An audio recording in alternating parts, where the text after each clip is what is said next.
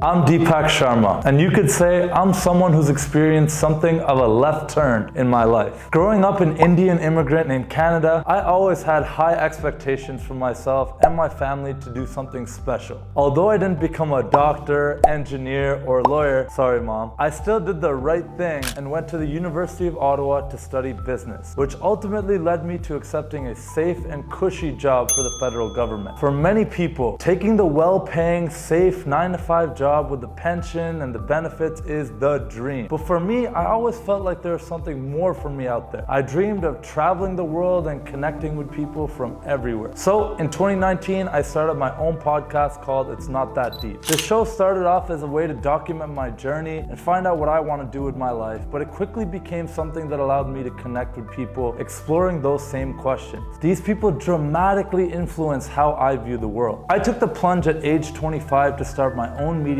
company and convinced my business partner Jamie Lee to make his own left turn. And now I've set out to meet other people who've done the same, starting with my old cubicle mate Alicia. Alicia, so I've known you for a long time, since we've both been in our Government of Canada cubicles. Now you and your partner Sungi are running a gym together. Tell me how that all came about. Like we had a lot of chats about at the government. It was a great stepping stone, but it just wasn't the place that I really felt passionate about. I left the government and I went back to school, and I got my diploma in health sciences for nutrition. And at the same time, when I left the government, I ended up going into the private sector, into the health field. Administrative work for a few different doctors, chiropractors, and then I finished getting my diploma, and then I decided, all right, now is the time. I have to go and do this on my own. I have to do my own business, because that was what I truly am passionate about, the nutrition and helping people achieve healthier lifestyles in that way. I said, all right, thankfully I have my husband here as well. We decided to go into business together to open our own gym. Yeah, I've always been passionate about fitness and health from a young age. Always being competitive with basketball. That's driving me behind everything that I've been doing. You know, I'm loving every moment of it. What was that moment when you guys were both just like, we got these jobs, we're doing these other things, I really need to make this pivot, I really need to go all in? You know, that first day when you're just like, nah, like it's happening. And I've always had that passion that I wanted to be my own boss and kind of run my own business.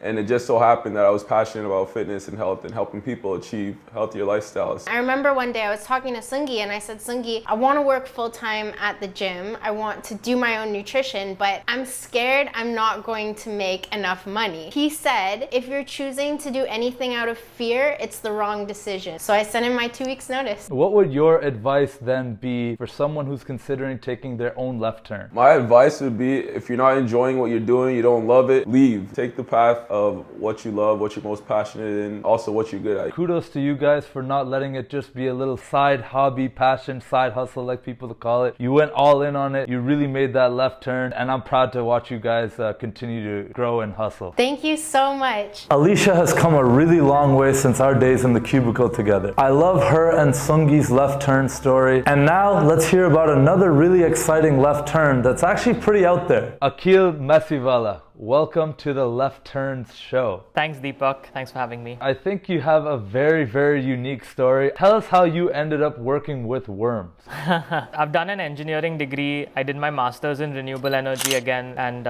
engineering policy. I got my first job in consulting in the healthcare sector. After working in that job for a few years, I realized this is not what I want to do with my life. Around the same time, I was also dating my now wife, who is in Ottawa, and I was in Boston. So for me, it was like somebody needs to move. I did that in 2018. Then I was looking for stuff to do next, and I knew I had to be in the environmental sector. It couldn't be anything else. So I did a little bit of research, and I couldn't find something that aligned with my values. And so I started dreaming about earthworms, because I've been composting at home for a few years. My worm farm was doing great, and I was like, you know, it's such a good process for teaching other people, and if everybody knew about vermicomposting, our world would look better and it would be a nicer place to live in. So I decided to start the Box of Life to teach people about vermicomposting and build sexy composters. That's awesome, man. That's really cool to hear about how you were able to take something that, if I understand correctly, had as like a hobby but like a deep passion because of your care for the environment, and then translate that into your own business, move to a whole different city and go all in on that. You mentioned you were doing consulting, you were living in Boston, I assume making decent money, had stability, had the pension. What was the catalyst? What made you decide decide this is what I want to do with my life? As cliched as it sounds, I read The Alchemist on a flight from India to Boston, and I was like, this is not my calling. So I knew that I had to do it now, and things just happened to work out. I guess it's fate. I feel like you really do have to be self-aware and in tune and know that, look, the deeper I go into this, the harder it's going to be for me to pull out of it. I might as well make that jump now. One final question I have for you is, what advice would you give to someone thinking of making their own left turn, especially one that's kind of out there, working with the worms? That's probably not one that sits very well with immigrant family and whatnot. I'd like to ask people to really introspect. What is it that your job is? Is it just a way for you to make money, spend 8 hours of your day? If that's the case, don't think about it. But if you think that you have something that you can contribute beyond, do it. Think about what you're passionate about, because you'll be more focused, and then it's not work, it's a blend of work and play. Think it through, talk to other people, listen to this documentary, see what others have to say who have made a career shift. Even if it means continuing on your existing job but carving out some time for a passion project, take that time out. It's worth it. What an incredible and profound answer. I really appreciate you today. I think a lot of people will be inspired by your story. Thank you so much. Thanks, Deepak. Take care. It's crazy to think that just over 2 years ago, I was working a 9-to-5 job that I hated, and now I'm living in the city of my dreams, doing something that I absolutely love in a studio that I built myself. It's really wild to me what can happen when you chase your dreams. I'm really excited to see what's next, and I'm excited to share this story, to learn about their left turn in their life.